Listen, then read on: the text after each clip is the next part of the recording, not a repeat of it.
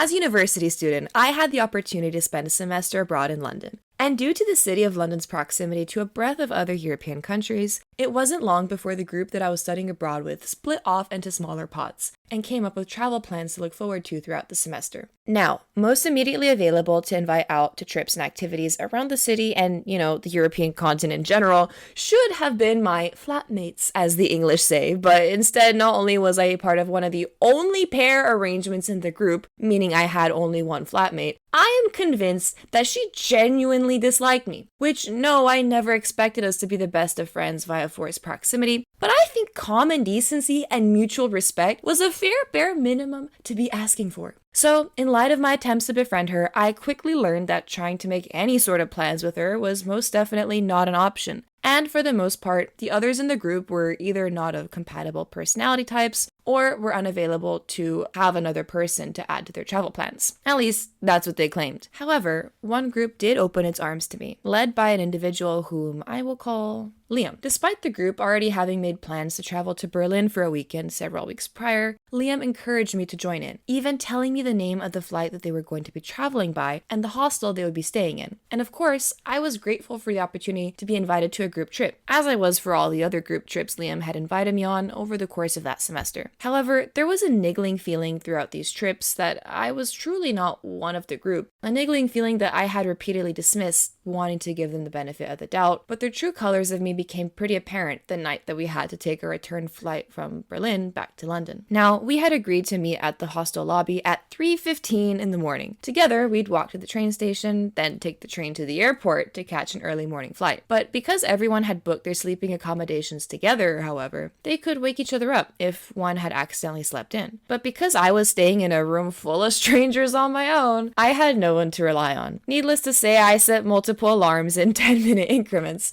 so in case the first one wasn't enough to wake me up, one of the next ones would.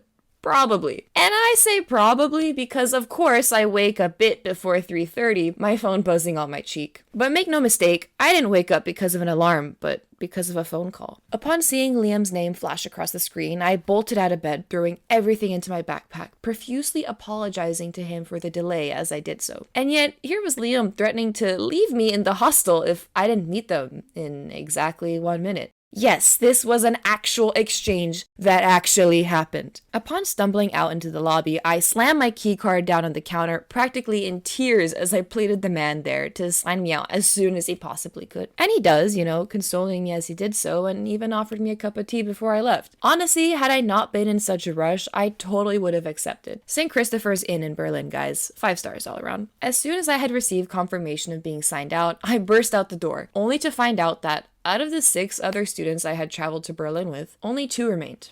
2. One of them being Liam, and the other being a girl whom I will call Evelyn. Now, Evelyn was a regular on most of the trips with this group, but she always seemed quite quiet and withdrawn, and we'd never really spoken much, up until the night before. Hence why I was really surprised that, when I caught up to them, she mentioned, as the 3 of us were sprinting to the train station in the dark, the city around us still fast asleep, that it was her who had asked Liam to call me. In other words, had Evelyn not been there to look out for me, they all would have just left, and I probably would have woken up hours later the next day, having missed both my flight back to London and my classes that day too. As we entered the train station, the 3 of us were quite literally at a crossroads, unsure of which train to take. While Evelyn and I wanted to take our time to consult the timetable to ensure we were headed in the right direction, Liam was dead set on taking the train that was pulling into the station at that very moment. And even though he very much could have been correct in taking the right one, I guess Evelyn and I hesitated for just a moment too soon. Because what, pray tell, did Liam do? Did he pull up his own timetable to help us confirm that we were all headed the right direction as a team, staying by our side to ward off any possible creeps and or kidnappers lurking in the shadows, or, you guessed it, hop on the train without waiting another moment for us, leaving 2 girls alone in a train station at night in a foreign country with no way to defend ourselves in case someone attacked us? So you could probably imagine the look on my face when I saw the text appear on Evelyn's phone just a few moments later as he zoomed off towards the airport.